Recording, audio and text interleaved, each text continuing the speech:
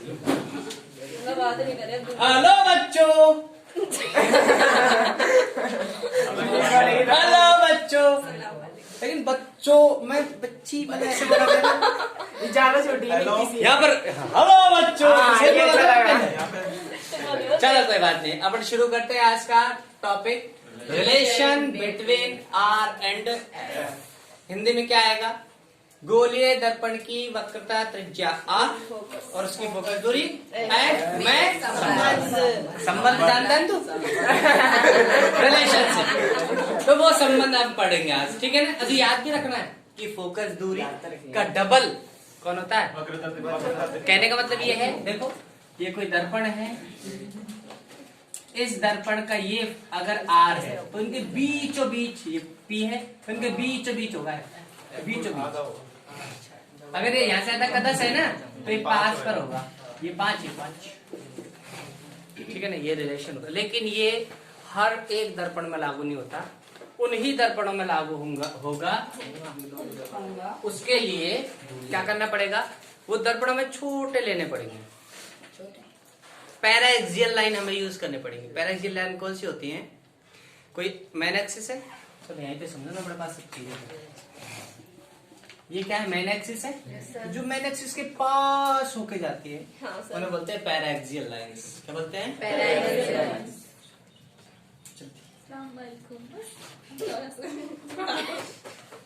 अपनी इज्जत नहीं होती इसलिए बोलो, मुझे अच्छा नहीं लगा। अब ये सब क्यों नहीं थी, हमें मिलाएंगे तो जल्दी मिला फटाफट। मुझे नहीं मिला ना, इसको पता है बात, फिर दोबारा मेरे साथ चोट करेंगे इसलिए। तो that is non paraxial line. और ये लास्ट की लाइन को मार्जिनल बोलते हैं ना, मार्जिनल वो इंग्लिश वर्ड है कुछ। तो ये हमारा जो 12th स्टैंडर्ड है वो इनके लिए है, ठीक है ना। इनके लिए हम नहीं पढ़ने वाले, ठीक है ना, इसके गोले दर्पण के अंदर। तो पहली बात तो ये लिखाने की नहीं, मैं तो समझा रहा हूँ आप लोगों को कि जो भी हम बात करेंगे पैराएक्सियल लाइन के लिए बात करेंगे, बिल्कुल पास जाने वाली।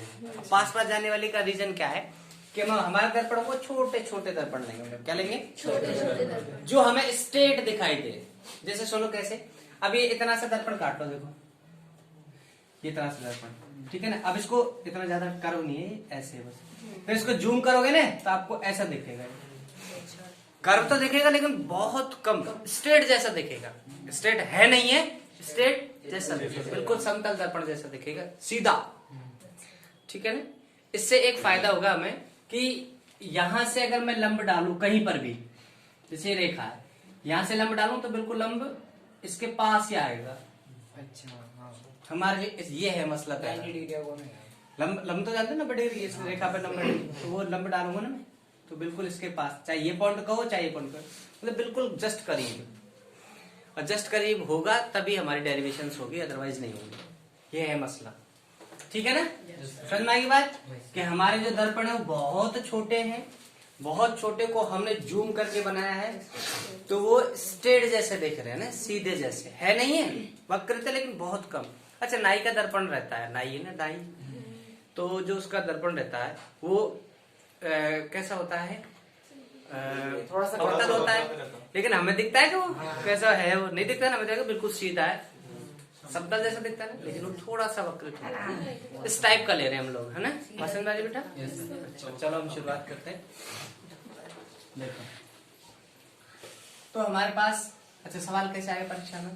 परीक्षा में ऐसे भी आ सकता है, सिद्ध करिए कि r की वैल्यू 2f के बराबर है, सिद्ध करिए कि f की वैल्यू r/2 होती है, या r और f में रिलेशन निकालिए, ठीक है ना। इस टाइप से कुछ भी आ सकता है, आप लोगों को याद रखना है। तो हमारे पास सपोज दैट ये कोई क्या है? मिरर है, स्ट्रेट जैसा लेना है ना, हालांकि आपको पता है स्ट्रेट तो है नहीं है। क्लियर है क्या? बोलो ना। अब कैसा बन गया है? अवतल दर्पण, अवतल बन गया। कैसा बन गया? खासियत अवतल दर्पण। और ये इसका अगर पॉइंट है जिसको हम पोल कहते हैं, और सपोज दैट ये इसका है वक्रता के, और इन दोनों को मिलाते हुए जो लाइन ड्रॉ करते हैं हम लोग, ये क्या कहलाती है?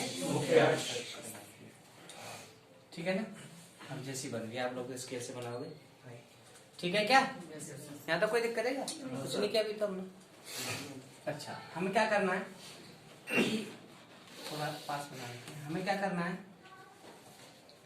एक लाइन लेनी है जो मुख्य अक्ष के समांतर आ रही है।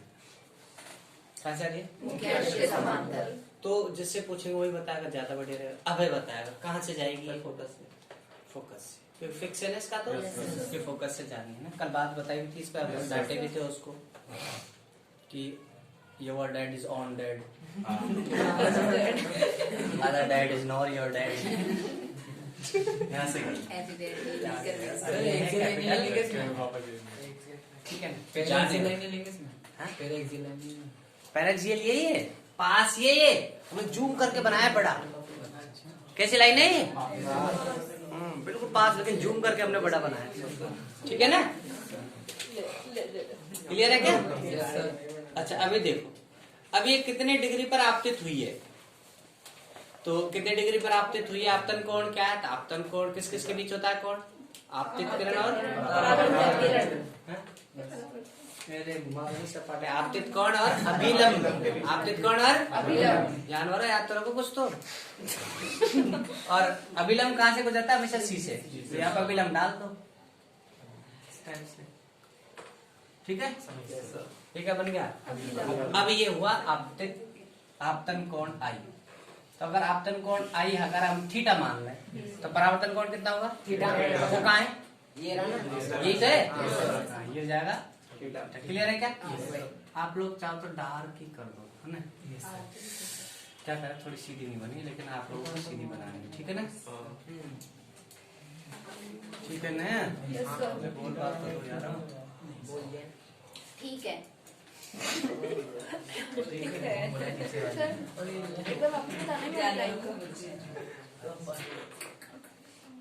ठीक है, बोलो क्या करना है हमें कि दोनों एंगल बराबर है। ठीक है, यस सर। नॉर्मल है, आपको पता ही है। ये आपतित करण। ठीक है क्या? क्या किया हमने? आपतित करण, ये परावर्तन हो गया। लेकिन ये कितने डिग्री बना रही है? आपतन कोण क्या था? आपतन कोण तो नॉर्मल के साथ बनता है। और गोलीय चीज में मैंने नॉर्मल बताया था क्या? सेंटर से पास कर दो। ये क्या है? गोलीय दर्पण है ना, पूरा ही गोला है। तो यहाँ पर अगर नॉर्मल बनाना तो सेंटर से मिला देगा नॉर्मल। इस जगह पे नॉर्मल बनाना है तो सी से बुझा दो। सी है ना, ऐसे किया हमने, सी से बुझा पूरा गोला, सी से बुझा। ठीक है ना? नॉर्मल बनाना, नॉर्मल का हिंदी में क्या बोलते हैं?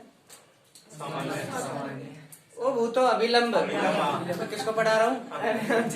अभिलंब बोला भी था। नॉर्मल का मतलब वो नहीं है, सामान्य।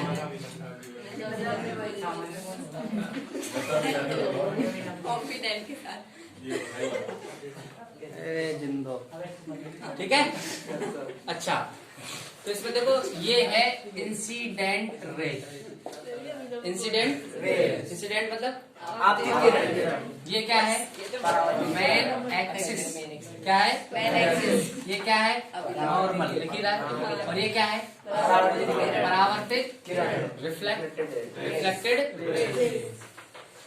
ठीक है तक? अब देखो मैं तुम्हें कम समझाना चाह रहा हूँ कि ये थीटा है, ये भी थीटा होगा। देख कैसे, ये दो लाइन बना रहा हूँ मैं, ये और ये। ऊपर वाली है इंसिडेंट रे और ये बना रहा हूँ मेन एक्सिस या प्रिंसिपल एक्सिस भी बोल सकते हो ना। बार बार मेन एक्सिस बोल रहा हूँ, आप लोग प्रिंसिपल एक्सिस भी बोल सकते हैं। इन दोनों रेखाओं को एक तिर्यक रेखा काट रही है। ये कौन सी रेखा है? नॉर्मल। कौन सी? तो अगर ये थीटा बन रहा है तो ये संगत कोण हुआ ना, अल्टरनेट एंगल, एकांतर कोण। ठीक है ना? एकांतर कोण बराबर होता है। तो ये भी थीटा, तो ये वाला भी थीटा। एक दूसरा डायग्राम बना रहा हूँ, इसको भूल जाओ। ये देखो, ये दोनों समांतर रेखा है, ये तिर्यक रेखा काट रही है। देखो ये कौन सी रे? कौन सी है? आपतित करने वाली। और ये क्या है? Main axis. क्लियर है क्या? इनको ये तिर्यक रेखा काट रही हुई। कौन सी? ये वाली। ऐसे तो ये एंगल पूरा कितना बेटा? 2 थीटा। इधर थीटा, इधर थीटा, तो 2 थीटा। ये 2 थीटा, ये वाला भी 2 थीटा, ये वाला भी 2 थीटा। क्लियर है? Yes sir. ये है रिफ्लेक्टेड रे आ रहा। ठीक है, क्लियर है क्या? Yes sir. समझ में ये चीज? Yes sir. अब हमें क्या करना है कि टेन थीटा लगाना, टेन थीटा का मतलब होता है लंबटे कर्ण, लंबटे आधार, और लंब आधार और कर्ण, ये तीनों चीज है ना समकोण त्रिभुज में होती है। किसमें होती है? तो देखो क्या करो, अगर मैं ये लूं एफ पी, इसका नाम दे दो एम, एफ पी एम, तो कोई भी त्रिभुज ऐसा नहीं होता जिसमें ऐसी तिरछी रेखा हो, सीधी होती है ना। तो क्या करो, यहाँ से लंब डाल दो यहाँ पर, ठीक है, लंब 90 डिग्री कौन बनाती है, ये डाल दिया। अब ये कौन कितना होना चाहिए, 90 और डिग्री। इसको मान लो, इस पॉइंट को पी डैश, सर P क्या मान लो, पी डैश, और पी डैश बिल्कुल पास है पी के, इसलिए पी डैश और पी में दोनों में डिफरेंस है तो बहुत नेग्लिजिबल, बहुत कम, नेग्लिजिबल, नगण्य, ठीक है ना। और ये सब इसलिए हुआ क्योंकि हम पैराएक्सियल लाइंस ले रहे हैं, बिल्कुल पास, तो उस पर लंब डालेंगे छोटा सा, ऐसे ये ऐसे है, देखो ये अक्ष है और ये ऐसे, तो ऐसे लंब डालेंगे तो खुद ही ऐसे आएगा, पैराएक्सियल लाइन से नहीं। अब हमने इसको जूम किया, ड्रर ऐसा बना दिया, ठीक है। ये कहानी अंदर कहानी समझा रहा हूँ मैं, नोट्स में नहीं होती वो समझा रहा हूँ आपको, लिख नहीं सकते नहीं सारी चीजें अपन, लिखेंगे बहुत बड़ा बन जाएगा, अरे बच्चे को अरे यार बहुत बड़ी डेरिवेशन, समझा रहा हूँ सारी चीजें है क्या चीज अंदर भी, ठीक है, क्लियर। अब हमें क्या करना है, अब पहले तो लिखना है कि पी और पी डैश में ज्यादा अंतर नहीं है, यहाँ लिख देता हूँ, यहाँ पी पी डैश लगभग क्या है, 0 के बराबर, पी पी डैश मतलब दोनों बीच की दूरी बिल्कुल 0, अर्थात पी डैश बिंदु पी के बहुत पास है, पास, जब पी डैश बहुत पास है, तो अगर मैं मुझे एफ पी दूरी की जरूरत पड़ी, एफ पी डैश की, भाई ये वाला त्रिभुज लोग यही तो होगी, त्रिभुज में ये तो शामिल ही नहीं है ना ये, तो मैं एफ पी डैश की जगह एफ पी भी लिख सकता हूँ, क्योंकि पी लिखो चाहे पी डैश लिखो बिल्कुल पास है, और ये दूरी क्या होती है, यहाँ से फोकस दूरी क्या होती है, एफ, अभी कहाँ है संबंध हमारे पास, अब वो तो निकालने जा रहे हैं सर, ये क्या है एफ, और वो क्या होगा माइनस क्या है, क्यों, क्योंकि दूरी हमें ऐसे नाप आपतित करने जा रहे हैं, दूरी ऐसे ना पी पी डैश क्या है, पी और पी के बीच की दूरी, पी पी डैश कितनी है, दूरी बहुत कम है ना, बहुत कम है। चलो बेइज्जती नहीं करो, पक्की बात, चल मिला, मुझे मिला देंगे अब। जबरदस्ती इसको ला लूं, ऐसे तो हो गया नहीं, मुझे तो पसंद नहीं, ऐसे चाप बे यार, जबरदस्ती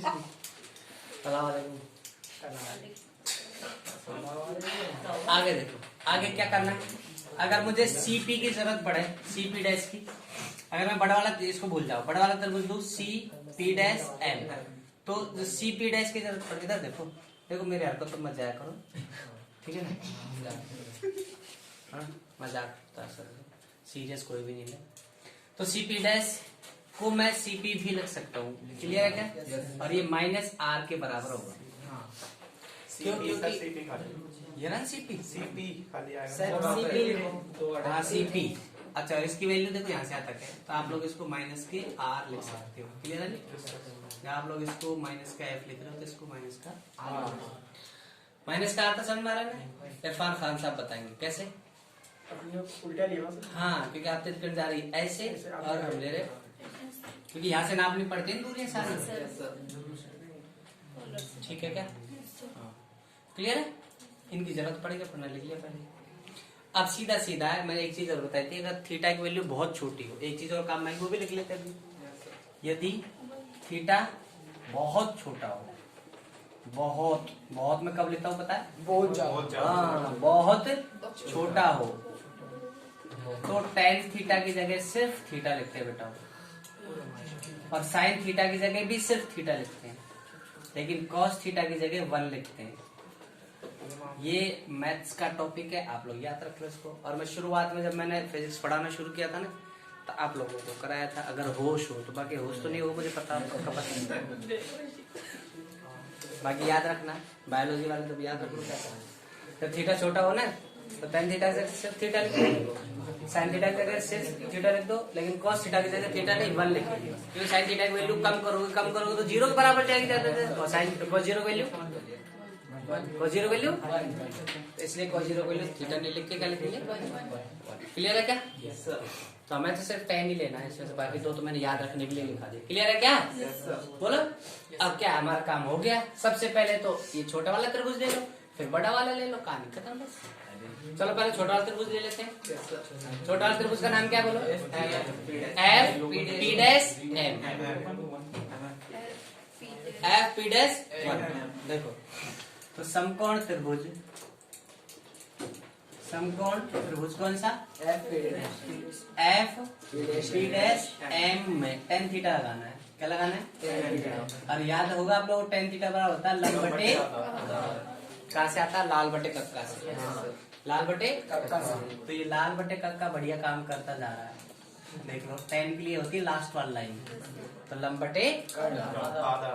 अब देख लो ये वाला त्रिभुज की बात करिए, आपको होता आपके लिए बना देता हूँ ये वाला त्रिभुज यहाँ पर, ताकि याद रह जाए। ये रहा, ये दे रखा आपके लिए कैपिटल है फोकस, ये है पी डैश और ये है एम। बताओ इसमें ये 2 थीटा है, तो tan थीटा के लिए क्या लिखेंगे? 2 थीटा बराबर लंब, लंब है एम पी डैश बटे आधार क्या है? F P dash. अब देखो क्या क्या है, एफ पी डैश की वैल्यू एफ पी के बराबर है। अब वो किसके बराबर है? माइनस। क्लियर है? हाँ लगभग बराबर था, आप थोड़ा सा इसको ऐसे कर सकते हो लगभग। और थीटा बहुत छोटा है, थीटा तो 2 थीटा भी छोटा ही होगा, तो उसके टाइम तो 2 थीटा क्या छोटा है, अल्प है, इसलिए tan 2 थीटा की जगह सिर्फ क्या लिखूंगा? 2 थीटा जो है वो लिखूंगा। तो यहाँ पे क्या जाएगा? सिर्फ 2 theta is equal M P dash बटे माइनस के। क्लियर है क्या? This is equation number. याद रह जाएगा क्या? क्या किया है? पैराक्सियल लाइन लेके आए, लंब डाल दिया, क्योंकि कोई भी त्रिभुज में ऐसी भुजा नहीं होती, इसलिए क्या कर दिया? फिर tan थीटा लगा दिया। छोटे वाले त्रिभुज ऐसे ही बड़ा ले लो, बड़े वाले में लाइन थोड़ी आएगी, बड़ा लेंगे तो भाई हमें तो 90 डिग्री वाला लेना है त्रिभुज। 90 डिग्री तो यहाँ पर जाके, तो इसको भूल जाओ। त्रिभुज का नाम क्या होगा? बोलो क्या होगा? C P dash M. इसी प्रकार कौन सा त्रिभुज? समकोण त्रिभुज कौन सा बोलो? सी पी डैश एम में वही tan थीटा लगा दो। आप लोग कहो तो लो डायग्राम बना देता हूँ। ये हो जाएगा सी, ये हो जाएगा पी डैश और ये हो जाएगा एम। ये है थीटा। तो बताओ वही लंब बटे आधार, तो लंब क्या है? एम पी डैश है। बोलो ना कि ऐसा सर मारे बटे में आधार क्या है? C dash. लेकिन हमें पता है कमजोरी कि सी पी डैश खुद सी पी के बराबर है लगभग, और ये भाई साहब सी पी क्या है? किसके बराबर? माइनस के। क्लियर है? और थीटा बहुत छोटा है, थीटा क्या है? अल्प है, तो tan थीटा क्या कहलाएगा? थीटा। क्लियर है ना? एडा लिखेंगे मैं theta, theta is equal to क्या आएगा? एम पी डैश बट्टे माइनस के हो जाए इक्वेशन नंबर सेकंड। अब मैंने क्या करना, थीटा की वैल्यू पड़े रखनी है बस। दोनों अड़े एक लो, थीटा अड़े ले आओ, दोनों थीटा थीटा हो जाएगा, बराबर कर दो। क्या करो, थीटा की वैल्यू एक मैंने 18 मिल दो। बात तो हुई है, समझ में आई क्या? अरे थीटा की वैल्यू 18 मिल दो, चाहे 2 अड़े ले जाओ तो थीटा और थीटा दोनों बराबर कर दो, सारी मर्जी। तो मैं क्या करें, थीटा की वैल्यू समीकरण 1 में रख दे, तो थीटा का मान किस में रख दे? समीकरण 1 में रखने पर समीकरण 1 लिख लो पहले तो कैसे? 2 theta is equal to M P dash divided by minus क्या? अरे 2 की जगह 2 रह लो, थीटा का क्या लिखेंगे? एम पी डैश बट्टे में माइनस क्या? माइनस क्या is equal M P dash upon minus के एम पी डैश मर जाएगा। अरे क्या बचे वो? 2 बाई आर, माइनस से माइनस मर जाएगा। अरे बचे लो 2 by R, 2 by R is equal 1 by by f cross multiple कर देंगे 2f are is equal to 2f और माने ये तो प्रूव कर लो बराबर कि वक्र का त्रिज्या का मान फोकस दूरी का डबल होता है। मैंने ये सिद्ध करना है कि आर इज इक्वल टू क्या हो जाए 2f क्लियर है? yes sir आया मेल लियो थे अगर कोई काम ही रहेगी तो लिख लियो इसको कर लो एक